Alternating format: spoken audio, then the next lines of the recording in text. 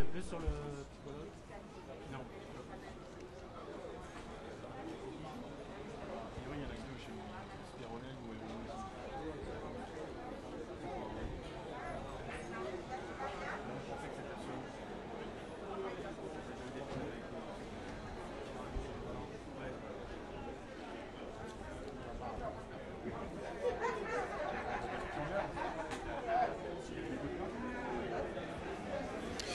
Bonjour, bonjour à tous les internautes qui sont en cours de connexion. Bonjour à vous. J'espère que vous allez bien. On est en direct donc du CHU. Non, on est à côté. On est en direct du commissariat de Pointe-à-Pitre pour l'audition effectivement de Gaby Clavier, secrétaire général de l'UTS UGTG, qui effectivement doit être auditionné par rapport à des menaces de mort qu'il aurait proférées à l'encontre du directeur du CHU, Gérard Cotellon, qui, vous l'imaginez fort bien, en fait, a été porté plainte. Donc, un rassemblement est en cours devant les locaux.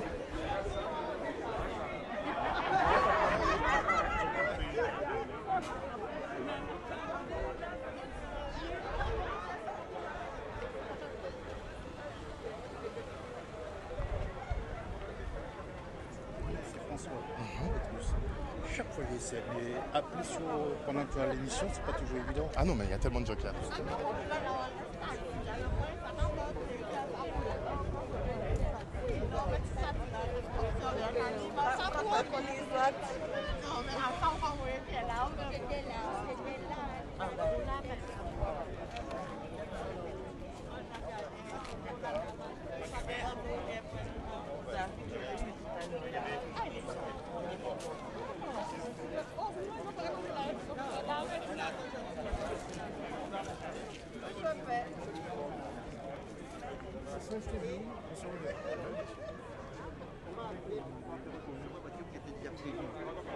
Et je suis parti.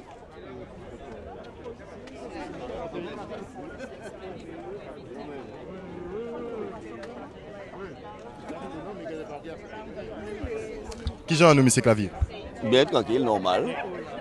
Nouvelle audition beau matin là, apparemment, ou menacé directeur CHU de mort. Ah ben, nous avons vrai, parce que c'est eux qui convoqué pour faire, mais pourquoi ils convoquent moi? Nous avons tout compris que tout ça, nous avons dit, nous avons assumé. C'est tout. Et nous avons vrai carrément qui prétention à eux, qui l'intention à eux. Sur des militants, nous allons continuer à combattre et nous allons combattre tout le temps qu'il faut. Mais a priori, c'est dans le cadre à des manifestations qui menaient en CHU là. Pour le moment, pas ça. Puisque convocation, non, il faut du moyen, donc on peut des cas, il faut du moyen. Et à partir de ça, nous avons canifré avec les militants avocats qui soutiennent la lutte syndicale, soutiennent les militants. Quoi. Mais nous bien comprendre que vous êtes en plein la guerre entre l'UTS UGTG et la direction du CHU de Pointe-à-Pitre. Ah non, 12 juillet 2021, on a déclaré la guerre. Contre le virus, nous constatons, nous comprenons que c'est contre le virus, mais c'est contre nous-mêmes. Contre le travail, c'est le travail à la santé. Donc, on doit comprendre que dans la guerre, il y a des gens qui sont au front. Et il y a des gens qui sont dans la stratégie, dans les quartiers généraux, qui ont foutu fait. Et nous décidons de ne pas prendre fait ça, nous pouvons remettre. Et donc, nous décidons d'organiser, nous remettre coup, nous tout coup, nous remettre. Parce qu'à rappeler, nous sommes des soignants, nous sommes des militants, nous sommes des travailleurs, nous sommes des gens qui ont protégé la vie, défendre la vie. Des gens qui décident de tuer la vie, ils ne peuvent pas comprendre qu'effectivement, que les gens peuvent défendre eux aussi. Donc c'est dans la ligne là, ça nous y est, de manière claire, nette et définitive. Tout le monde qui a agressé nous, nous remettre. Pourquoi dire que j'ai rencontré l'on pas assumer gestion à CHU là, gestion là qui fait ces 2 derniers mois? Pas plus j'ai raconté l'on qui les médecins qui ont l'établissement là, ça aussi. Pas plus j'ai raconté l'on qui d'autres directeurs d'établissement en Martinique, en Guyane et même en France. Hein, si la crise là, il laissé on état gérer la crise de manière politique, dans une stratégie politique, ça fait des centaines de milliers de morts. En Guadeloupe, dans 6 mois ou dans 18 mois, on a 800 personnes qui vont en Guadeloupe par manque de soins. Il y a bien dit manque de soins, nous soutenons ça. Nous arrivons tout. Donc, on reste réticent ça. Mais nous pouvons établir. Nous pouvons établir. On rappeler que nous faisons une série de mouvements à l'hôpital pour t'attraper scope, pour t'attraper matériel, pour t'attraper manger pour malade, pour t'attraper infirmier pour soigner les gens. J'ose là, vous ne pouvez pas dire nous constat que vous pas licencier nous parce que nous avons contesté la gestion, nous avons contesté, nous avons dénoncé le fait que vous attendre la vie à monde, que bon, le fait que vous ne pas soigner les gens, que vous pas de matériel pour soigner les gens correctement, vous ne pouvez pas blanc comme couteau. Qui dirige l'établissement là, ça, qui l'État français et qui tout représentant qui est ici. Donc nous avons bien dit. nous choisissons le camp de la dignité, le camp de la vérité. Et nous mettons à la position là, quelle que soit la question qui a été tentée faire. C'est nous. Vous savez, là où sont militants syndicalistes, c'est des moments de grande joie, des grandes luttes que nous avons menées, des moments plus difficiles. Et nous avons assumé tous ces moments-là. Ça. Ça n'est pas surprenant du tout. Ça n'est pas du tout surprenant. L'UTS, UGTG, les syndicats Guadeloupe, qui tous les jours pour assurer nos défenseurs travailleurs. Régulièrement convoqué? Non, sont militants syndicalistes, sont syndicalistes pour jeu convoqué, c'est qu'on ne servir à rien. Ou pas déranger ce système-là.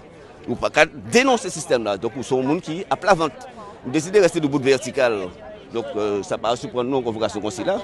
Si comment pas moi seulement, là c'est moi, avant c'était Nomberté, après ça c'était Charlie Lando, c'était Lido Mota, c'était Favel. Bon, on militant syndicaliste, on militant dirigeant syndicaliste, on militant, on travaillait qui est engagé. On doit tout comprendre que les paysans laissés au palais agir, surtout là où le système ailleurs en difficulté.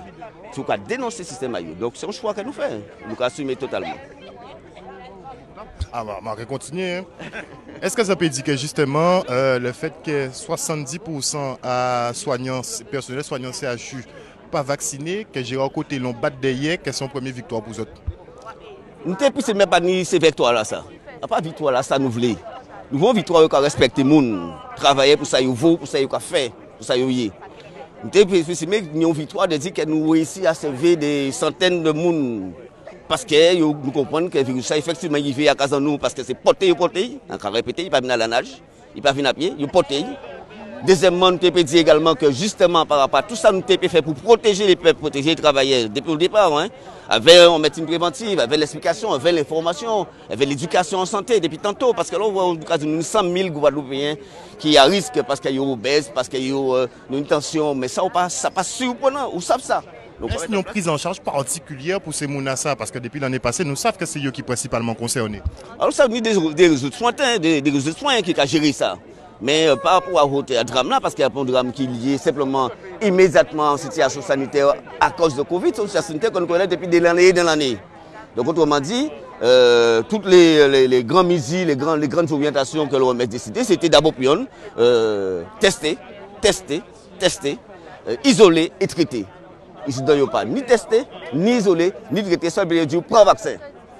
Et chose là, on prend vaccin, on dit c'était 11 doses. Tranquille, 15 jours après 2 doses. Après ça, on dit qu'il faut prendre 3. Et on a 4, et 5, 6, ou un abonnement vaccinal. Et on a dit qu'on ne pas accepter l'abonnement vaccinal, là, ça, on va tuer. C'est-à-dire qu'on va ôter la vie, on va ôter le travail. Alors, l'hôpital, la santé, on va payer, d'accord. Ils ont marqué moins dans l'esclave, ils ont ferré moins, en battu les gens. Là, on ne pas encore parce qu'ils ont mal géré en crise. Non, ils ont limite. Ils ont limite, c'est pour ça que personne hospitalier là. Médecins, non-médecins, pharmaciens, ASH, infirmiers, qui a dit, tant qu'ils ne pas comprendre, quand ils mettent en corps, ils ne pas refuser qu'on mette en corps. Parce que les gens qui sont là, quand ils mettent en corps, ils ont tout ça qu'il faut pour soigner de matin si on met arrivé. Merci un peu, Gaby Clavier.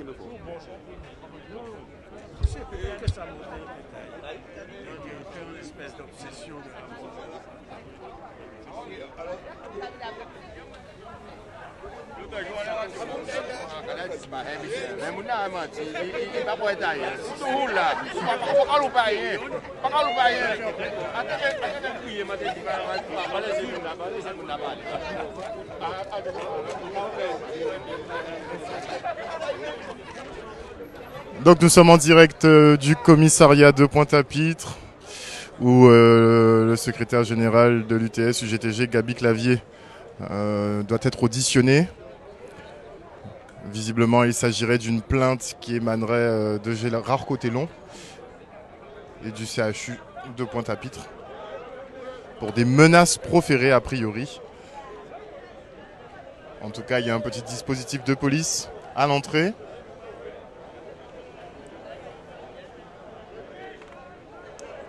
Et plusieurs leaders syndicaux sont présents.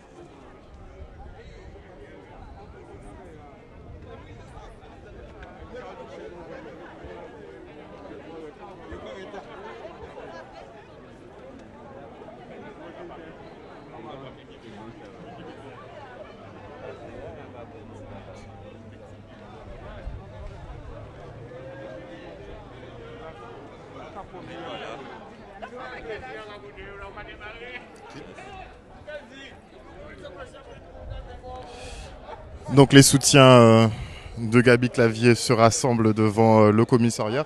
Gaby Clavier qui est plutôt serein par rapport à la situation. Il nous a dit effectivement qu'un leader syndical qui ne se fait pas convoquer par la police, eh bien, il ne sert pas à grand chose. Ça rentre un petit peu dans le protocole finalement de contestation. Lors des prises de parole, on sait que bon... Ça va. C'est lui. Toujours, c'est toujours lui. Vous l'envoyez toujours au charbon. Comment va aujourd'hui? Oui, ça va, ça va. Alors c'est important effectivement de venir soutenir Gaby Clavier ce matin? Ah oui, très, très important. Bon, Gaby Clavier, c'est un membre de notre organisation syndicale et c'est tout à fait normal que dans des moments particuliers comme ça, difficiles, qu'il ait du soutien, c'est normal. C'est normal qu'on soit là. Alors, les Guadeloupéens ont de plus en plus de mal à comprendre cette confrontation entre les syndicats et la direction du CHU. Est-ce que vous pouvez leur expliquer en fait ce qui est en train de se passer? Mais pour répondre concrètement, il y a toujours une confrontation. C'est pas seulement depuis que M. Cotelon est arrivé dans l'établissement que nous avons ce souci-là. Avant M. Cotelon, il y a eu M. Tepo, il y a eu M. Pozo Di Borgio, il y a eu M. Delavacry, il y a eu M. Roussel. Bon, effectivement, là, ça fait peut-être plus de bruit parce que effectivement, M. Cotelon est un Guadeloupéen, mais il y a toujours eu des confrontations. Bon, le souci, effectivement, là, que nous avons actuellement dans l'établissement, c'est que ça, comme je vous ai dit auparavant, c'est que ça réveille des problèmes qu'il y avait déjà dans l'établissement. Des problèmes qui n'ont jamais été solutionnés. Donc forcément, lorsque l'hôpital ne fonctionne pas de façon normale, c'est tout à fait évident qu'en situation d'urgence, il ne puisse pas fonctionner normalement. Et c'est des confrontations comme ça qui se passent. C'est pour ça que là, nous avons ce genre de problème au grand jour. Mais c'est des choses qu'il y a toujours eu dans l'établissement. Toujours. Non. Donc là, Gaby ne sait pas exactement pourquoi il est convoqué ce matin. Bon, il nous disait que ça fait un peu partie de l'activité syndicale. Le problème, c'est qu'on s'y perd un peu. Est-ce que vos raisons ne passent pas pour tort? Non, je ne pense pas. Bon, vous savez, lorsqu'on est confronté dans un dossier comme ça, il y a toujours des confrontations d'idées, toujours des gens qui sont d'accord, qui ne sont pas d'accord. C'est normal, ça fait pas partie du jeu, mais c'est des choses auxquelles on est habitué. Bon, maintenant, effectivement, la problématique se pose sur la vaccination, sur la prise en charge des patients d'une façon générale, sur la capacité à laisser à nos médecins libéraux de soigner concrètement les gens. Et c'est sur des problèmes de fond comme ça qu'on se confronte. Merci beaucoup. C'est bon.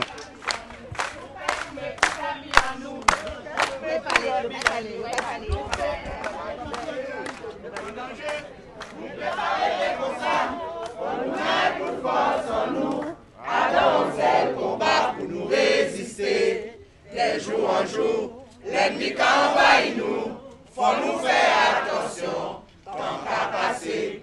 Guadeloupéen, nous tout cas debout, tout ensemble pour nous paix. Sauver le pays là et gagner liberté en nous.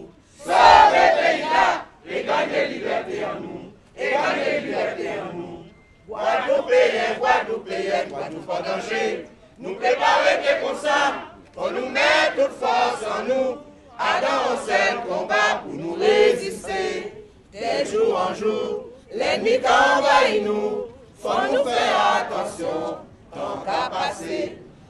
Guadeloupéens, Guadeloupéennes, nous tous Cadeaubout, tout ensemble pour nous paix. Sauver le pays là et gagner liberté en nous.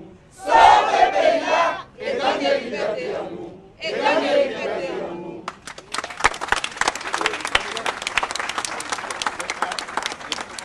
Donc, camarades, nous savons pourquoi nous la jouons là. Et nous savons qu'il y a cherché à faire nous jouer là. Aujourd'hui là, nous avons redit et nous avons réaffirmé ni des choix qui fait dans l'hôpital là. Et aujourd'hui là, nous là pour nous effectivement contre l'obligation vaccinale et contre le pass sanitaire. Ils voulaient détourner l'attention nous et mener nous sur d'autres terrains. Mais nous avons dit plus que jamais, nous engager, nous organiser pour faire en sorte que nous choulé. Et nous avons tous les moyens pour nous chouler d'avoir l'obligation, la dictature, nous pas dedans. Donc les camarades qui sont rentrés, et là, ils sont sortis, nous pouvons faire le point.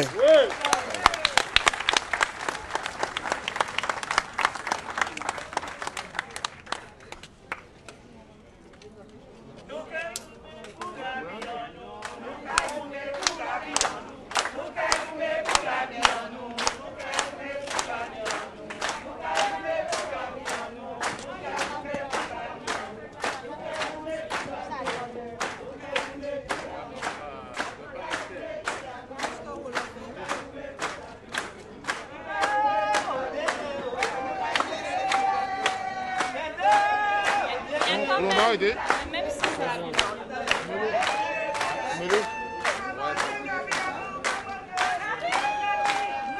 Le collectif de défense pour la défense accompagne donc Gaby Clavier.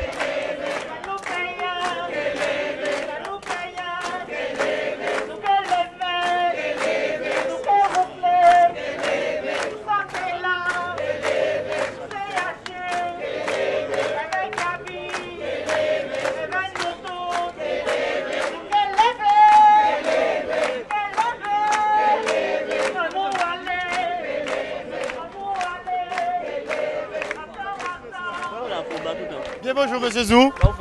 Ça va bien, je vous vois tout le temps à la télé. Comment va aujourd'hui? On est là, on tient. On n'a pas le choix. Hein.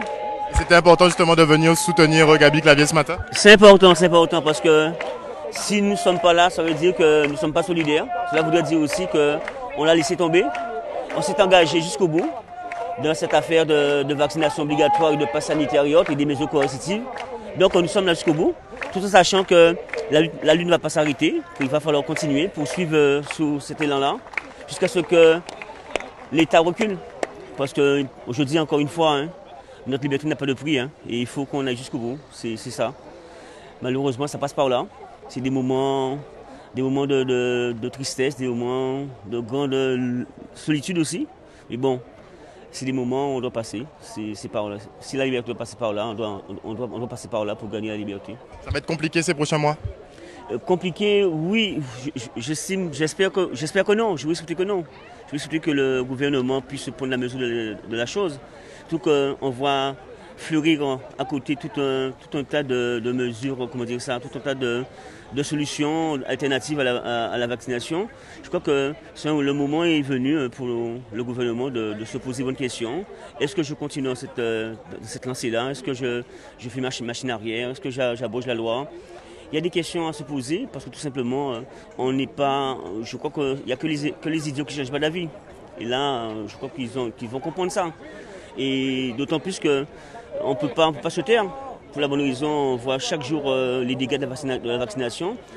Alors, on ne peut pas dire que ce sont des fake news. Le Guadeloupéen n'a pas idée en fait de ces dégâts, hormis effectivement les reports que vous nous faites et les communications que vous nous faites au niveau des pompiers. On n'a pas d'autres retours en fait. Mais c'est normal, pour l'instant, tout est sous silence. J'espère bien, bon, j'ai lu à voir ce matin sur les réseaux que les médecins commencent en Espagne, en Italie, commencent à être condamnés sur leur responsabilité en tant que vaccinateurs. J'espère aussi, sans pour cela attrister qui que ce soit, qu'un jour aussi on verra peut-être la responsabilité de certains médias pour leur silence, pour leur solidarité envers ce projet de vaccinatoire et vaccinal, pour voir en fait que tout le monde soit entendu, et tout le monde aussi soit inquiété, parce que les médias aussi ont un rôle d'information, mais l'information doit circuler dans tous les sens. Et aujourd'hui, effectivement... Nous, par exemple, pour rebondir sur les médias, nous, par exemple, on vous donne la parole, on donne la parole à tout le monde dans ce conflit, mais le problème qui se passe, c'est qu'après, votre parole est systématiquement discréditée. Et on dit limite que vous racontez n'importe quoi alors que vous êtes sur le terrain, donc ça crée un paradoxe. Vous savez que de tous les temps, d'accord, pour conquérir le pouvoir, il suffit d'acheter les médias au départ, et puis tout est dit, de toutes les grandes dictatures sont nées par le silence, des médias. Aujourd'hui, on voit bien la technique médiatique, la technique publicitaire qui fait tout autour. Mais après, effectivement, si tout est censuré, tout systématiquement passe sur la base des fake news, et on nous traite d'illettrisme, on nous traite d'illettrés, on nous traite de vaudouistes, de tout, pour justement nous rabaisser à cette forme incongrue qui nous oblige à ne pas penser. Malheureusement pour nous autres, malheureusement pour l'État, pour le gouvernement, les langues se lient petit à petit, mais les gens commencent à parler. Donc on finira par avoir la vérité. La vérité prendra toujours le temps, à condition aussi que les juges, que les procureurs se mettent à la recherche de l'information, de la vérité. Et tant qu'on ne va pas arriver là, ça ne passera pas. Alors, je vous dis sincèrement, c'est compliqué, mais c'est pas impossible. Il faut juste un peu de patience et je crois qu'on va arriver à nos fins. Alors moi je suis prêt à poser plein de questions d'ailleurs pour le coup, c'est la première fois qu'on se rencontre en réalité. J'ai déjà vu un peu vos interventions mais j'avais des questions à vous poser et à vous reposer, à savoir sur les interventions que vous faites, est-ce qu'il y a des personnes vaccinées qui réattrapent le Covid ou qui ont différents symptômes, notamment des symptômes cardiaques? Oui, de toute manière, même dans l'information aujourd'hui que fait l'ARS, on voit bien qu'ils font attention à ce qu'ils disent. D'accord. Au départ, c'était que les non-vaccinés, après c'était des immunodéprimés. Maintenant, on parle de personnes simplement en riant, on ne parle pas de vaccinés non-vaccinés. Ça veut dire quelque part, la communication a changé. Ça veut dire aussi que nous avons raison de dire les choses, parce que nous vivons les choses sur le terrain. Après, il est facile de nous mettre au pilori, de dire qu'on dit n'importe quoi. Parce que vous savez que tant qu'on a l'impression que la parole est d'or dès lors qu'elle vient d'en haut, on sera toujours critiqué, on sera toujours jugé sur nos propos. Mais sauf que la vérité est là et qu'on fait des crises cardiaques, des personnes vaccinées comme des personnes non vaccinées. Mais la difficulté que nous avons sur ça, c'est qu'on a toujours du mal à faire la relation ou la corrélation entre le vaccin et le malaise ou le décès ou la crise cardiaque ou ça les thrombolyse. Mais bon, c'est ça. Mais ce qu'on oublie de dire, c'est qu'aujourd'hui, il y a un bon nombre de personnes soi-disant vaccinées. Donc forcément, les malaises qu'on fera sont des gens de plus en plus vaccinés et qui, au départ, n'avaient aucun symptôme, n'avaient aucune problématique de santé. Donc forcément, il faut qu'on se pose des bonnes questions et jusqu'où ça va aller. Tant et si bien que je n'étais pas étonné, nous ne sommes pas étonnés de voir que l'ARS, en la personne de Mme Denux, a dit qu'elle va ouvrir une enquête pour voir si il y avait une relation entre les crises cardiaques et le vaccin. Ça veut dire quoi? Ça veut dire qu'aujourd'hui, nous sommes dans le doute. Donc le doute nous est permis et j'espère sincèrement... On n'a pas l'air d'être trop dans le doute, vu qu'on recommande le vaccin à tout va, il n'y a pas vraiment de... Vous savez, tant qu'on n'a pas un parent touché par la forme allergique ou par la mortalité, d'accord? Tant qu'on n'a pas un parent, ça ne touche pas. Aujourd'hui, quand on voit par exemple la réaction de Gladys Cabarrus sur les réseaux, d'accord? Je n'invente rien. Je ne pense pas que Mme Cabarrus soit de mauvaise foi. par rapport à son fils. Ça veut dire quoi? Ça veut dire qu'il y a des doutes. Alors, tant qu'on veut se mettre des lorgnières pour se dire que tout va bien, il n'y a rien à voir, circuler, c'est bien, c'est le droit des pouvoirs publics. Mais malheureusement pour nous, c'est toujours après hein, qu'on voit les dégâts. J'espère bien entendu qu'on aura suffisamment de lucidité, hein, je parle du gouvernement et de l'État, et de nos pouvoirs publics aussi, nos institutions, qui ont suffisamment de lucidité pour se dire arrêtons le massacre avant qu'il soit trop tard. Parce que pour l'instant, on n'a pas suffisamment de retour sur ces piqûres-là. Et malheureusement, si on persiste dans cette voie-là, ça veut dire qu'on ne sait pas jusqu'où ça peut arriver. Alors, moi, ce qui me fait singulièrement et synthétiquement rire, c'est dire aussi que, alors, tous les grands consortiums qui conçoivent les vaccins sont blancs, sont de blancs-seings. Alors, ils ne sont pas responsables de la mortalité, ils ne sont pas responsables des contre-indications, ils ne sont pas responsables des formes allergiques. Par contre, nous, qui ne prenons pas le vaccin, nous sommes responsables. D'accord? Donc, il y a quelque chose à méditer dessus. Okay? Donc, je suis responsable parce que je prends le vaccin. Je suis responsable également parce que j'ai peur. D'accord? Mais eux, ils n'ont ils ne sont pas coupables de quoi que ce soit en fait. Donc, à un moment donné, il faut se poser une bonne question. Est-ce qu'on persiste dans cette voie-là? Est-ce qu'on se donne le temps d'analyser les choses? Et c'est un appel que je lance au pouvoir public. Hein? Est-ce qu'il n'est pas temps de mettre sous pause ou d'observer un round d'observation, comme je pourrais le dire, pour voir quels sont les effets du vaccin, quelles sont les vérités, d'accord? Mais n'attendons pas qu'il soit trop tard. Et là, ça, j'ai déjà la réponse. On vous dira qu'il y a plus de 4 milliards de personnes vaccinées dans le monde, 50 millions de personnes vaccinées en France. Donc, il n'y a plus de questions à se poser. Concrètement, c'est ça le discours. Alors, moi, je vais vous reprendre quand même un verset de la Bible hein, que j'aime bien. C'est Luc 15, hein, le verset de 3 à 5. Hein. C'est un berger, dans les Proverbes, qui disait qu'un berger, qui a 100 moutons, qui perd un mouton, d'accord, il est retourné chercher le mouton qui manquait. Ça veut dire que toutes les personnes, tous les moutons comptent, hein, toutes les personnes comptent. Donc, à partir du moment qu'il y a un problème, cela voudrait dire qu'il y a vraiment un problème, d'accord.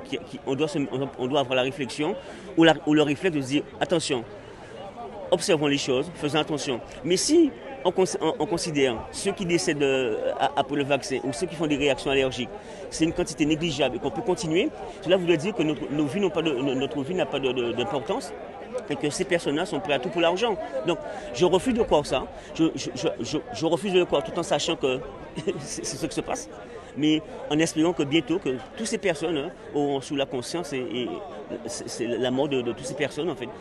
Si tel était le cas, que c'était prouvé, d'accord. Et là, je crois honnêtement, il faut aujourd'hui qu'on se pose, d'accord. Surtout que la pandémie baisse, il n'y a pas de raison de mettre la pression. Et on sait très bien, hein, c'est des grands professeurs qui le disent, je ne suis pas médecin, qu'il n'y a pas de raison de vacciner les gens durant une pandémie, il faut attendre. Et malheureusement, on voit le contraire. Mais ça ne gêne personne, ok. Tout est sur la base du vaccin. Et c'est dommage, voilà. Merci beaucoup, monsieur Zou.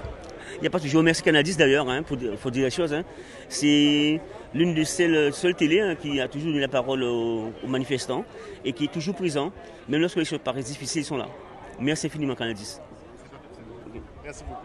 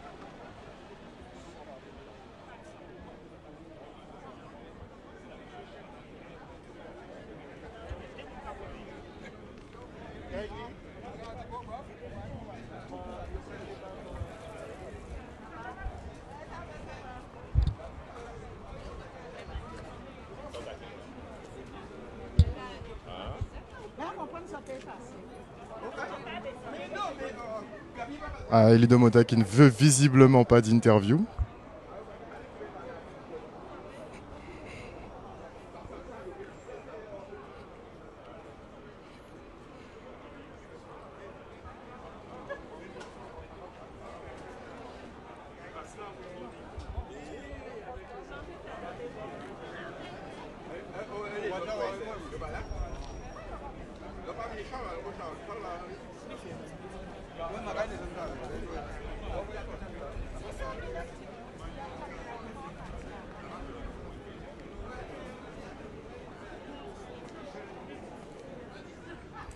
Voilà, nous étions en direct donc du commissariat de Pointe-à-Pitre pour cette mobilisation en soutien à Gaby Clavier qui a été convoquée aujourd'hui pour des menaces qui auraient été proférées normalement à l'encontre de Gérard Cotellon. On en saura plus à sa sortie d'audition.